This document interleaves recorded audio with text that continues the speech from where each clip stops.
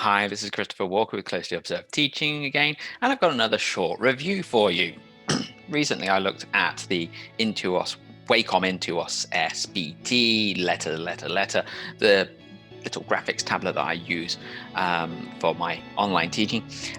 This time, though, I'm going to be talking a bit about a book that you can get without needing to have it delivered to you. You can get it on Kindle, and if you're trying to save a little bit in terms of delivery and everything, that's not a bad idea.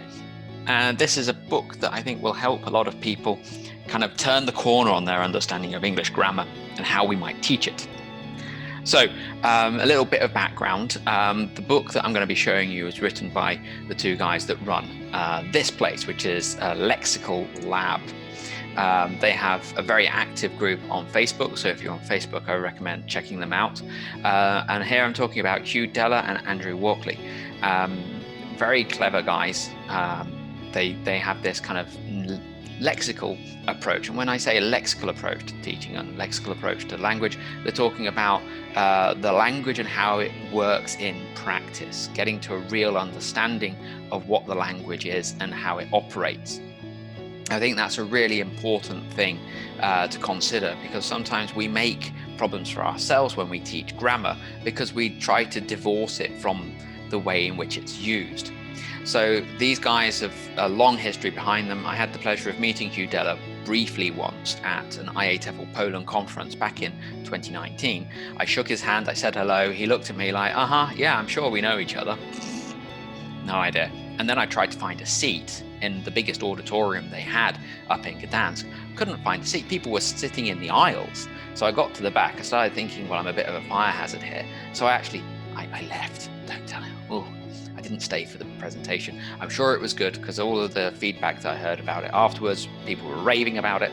So basically, these guys know what they're talking about. They talk a lot. They have a very active blog here with Lexical Lab, but they know what they're talking about. I think that's really important.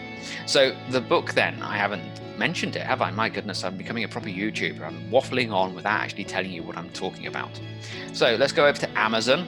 Some of you don't like Amazon, I can understand that, but if you're a Kindle reader like I am, you are kind of tied into their system a bit. There's not much you can do about it. And the book that they've released recently is quite a short book, 134 pages or so, on the Kindle. I read it in a day, steamed through it. I partly because it was so good, actually. It was so interesting and so full of useful stuff.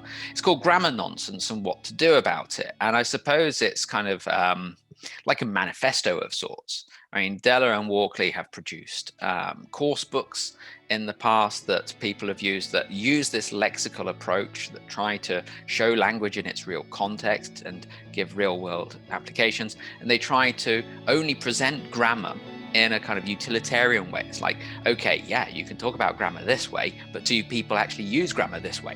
If not, let's not talk about it that way. Let's talk about it the way that's useful to you.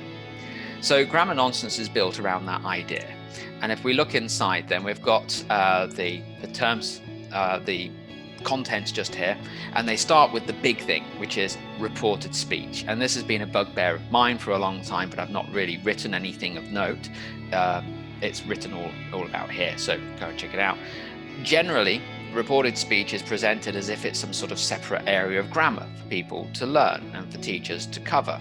And it goes on this weird notion that when one person says something, your job as the audience is to remember word for word what they've said and then change the grammar of that utterance so that you can report it to another person. But you never do that in real life. You never do. And if you did, it would seem a little bit sociopathic. You know, that perfect recall of everything that somebody had said to you. It's like, why were you paying that much attention? In real life, we listen to the message, we take the message and separate it from the words that might have been used by the first speaker, and then we reproduce that message for our second audience member. So reported speech then is treated as if it was something that it's not. Reported speech generally is speech that occurred in the past. So if you want to know the grammar of that, just look at the grammar of past utterances. It's quite simple. So when you have these units in a book that go over reported speech, what they're really looking at are certain patterns in the language. So there's a lot of that at the start, which is great. It goes on to talk about stative verbs, which for me are not grammar. A lot of books produce stative verbs, and here we're talking about things like love that you use in the simple form, not usually in the continuous, and they say, oh, it's ungrammatical. Well, not really. And that's a point that's made here as well. The problem with the so-called stative verbs is there's nothing in the grammar of English that says you can't use them in a continuous form. It's more the semantic meaning. What semantic meaning is given by the continuous when you use these verbs? If there is no semantic meaning, we tend not to use the form of that verb. It's not because it's a grammar rule, it's because there's no meaning given by the word in that form. And that's something that they go over here. They talk about their experiences of building course books and designing syllabuses, and I think that will be very much of interest to people who are looking to move up the ranks in EFL, who want to move from being just a regular teacher to maybe being an ADOS or a DOS one day in the future. There's a lot there that's going on, and they've left themselves a little bit of room here. There's no mention of conditionals, for example, so I imagine that if this book sells well, and there's no reason why it wouldn't do at this very attractive price of just over £2, there will be a sequel, I'm sure. If I had any reservations about the book, the only thing that struck me as a negative thing was I don't like to see exclamation marks in writing, certainly not in sort of academic styled writing like this. If I was turning to Swan, for example, to check a grammar point, I wouldn't expect to see a dashing of exclamation marks here, there, and everywhere. These are blog posts that have been kind of reformulated to fit the format of the book. So I think if there is a sequel, I'd be very happy to see fewer exclamation marks, but that's just me. Some people like that kind of chatty conversational approach. That's fine.